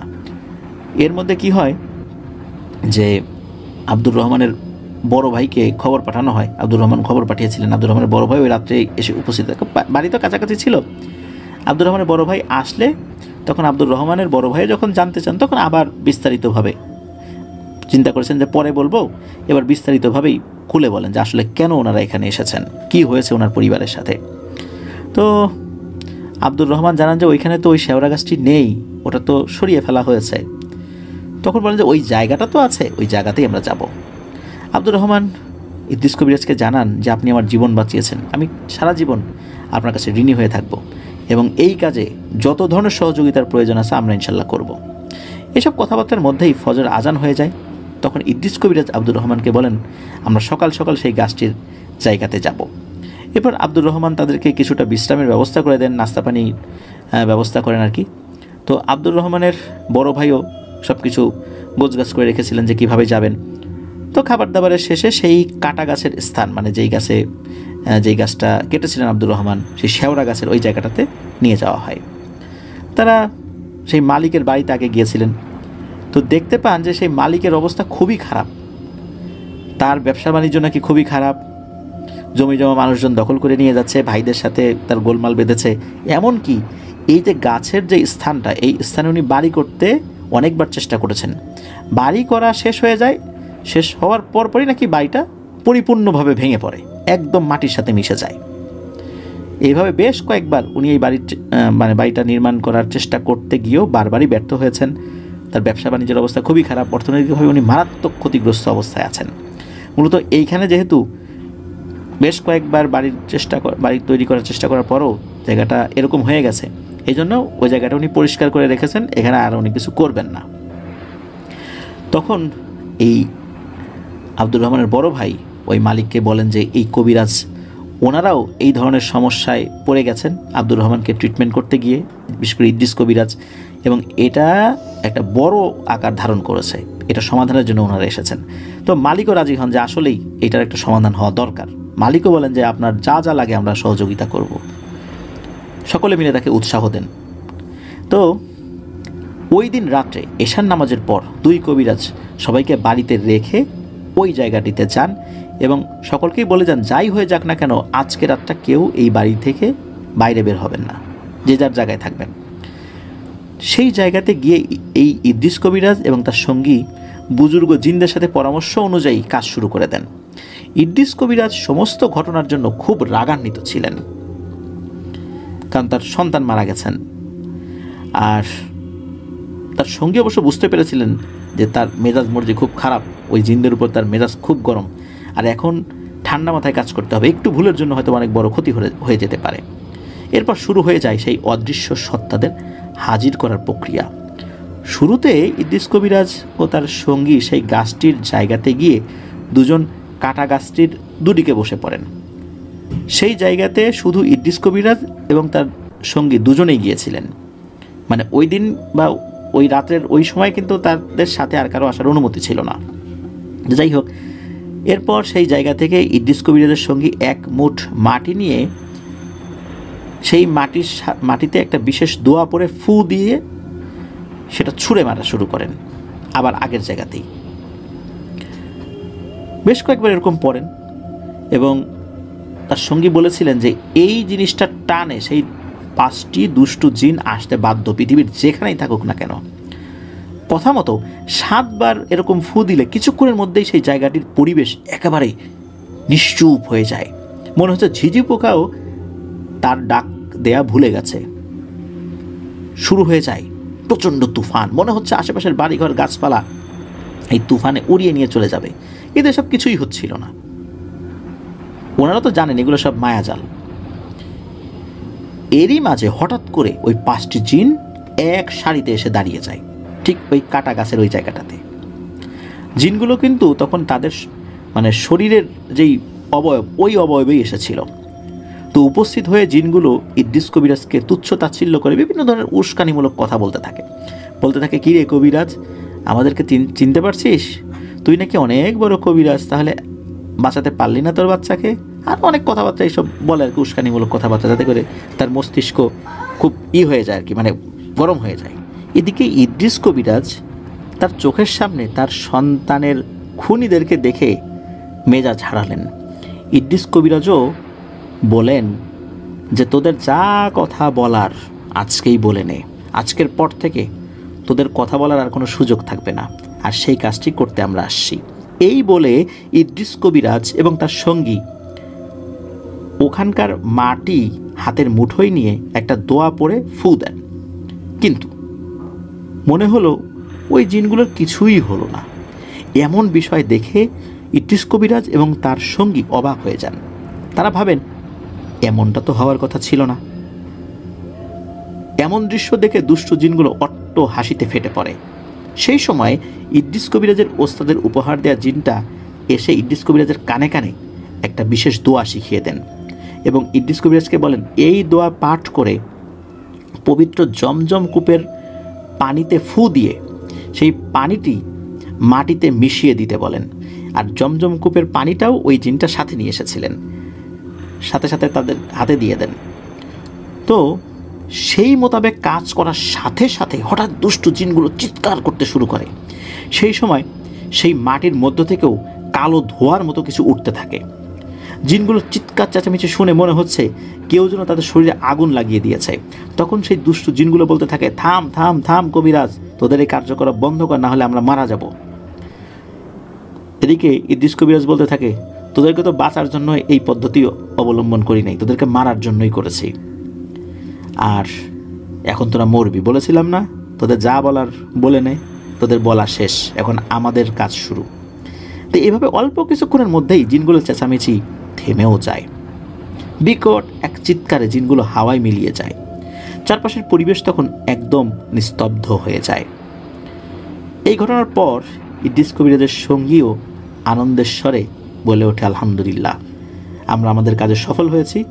এই 5টি জিন এই পৃথিবী থেকে বিদায় নিয়েছে। মূলত এই যে 5টি খারাপ মারিদ জিন, এইগুলো অত্যন্ত দুর্ধর্ষ প্রকৃতির ছিল, কিন্তু আল্লাহর অশেষ রহমতে তারা হত্যা করতে সক্ষম হয়েছেন এবং এই যে বুজুর্গ জিনদের পরামর্শক্রমে কিভাবে কোন কাজটা করতে হবে। তো যাই হোক, ইদ্রিস কবিরাজ এবং তার সঙ্গী পরের দিন তাদের নিজ নিজ গন্তব্যের উদ্দেশ্যে রওনা দেন।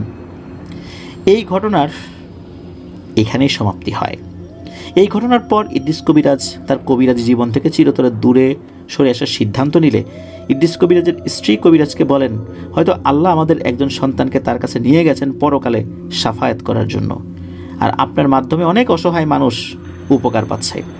আপনি এই কাজ থেকে ফেরত আসবেন না। আর আপনার ওস্তাদও আপনার উপর ভরসা করে তার জীবনের সকল বিদ্যা শিখিয়ে গেছেন, সুতরাং আপনি এই কাজ করে যান।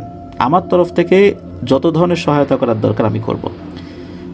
কবিরাজের স্ত্রীর মুখে এই কথা শুনে কবিরাজ খুবই খুশি হন এবং উনি আবার সিদ্ধান্ত নেন যে আগের মতোই উনি কবিরাজি করবেন, তবে আগের থেকে কিছুটা কম করতেন। এরপরেও কিন্তু ইদ্রিস কবিরাজের আরও বেশ কয়েকজন সন্তানাদি হয়েছিল, তাদের সাথে আল্লাহর রহমতে কোনো সমস্যা হয়নি। তো ইদ্রিস কবিরাজ এখন বেঁচে নেই, সেই নানুও এখন বেঁচে নেই, কিন্তু তাদের সন্তানাদি এখনও আছেন।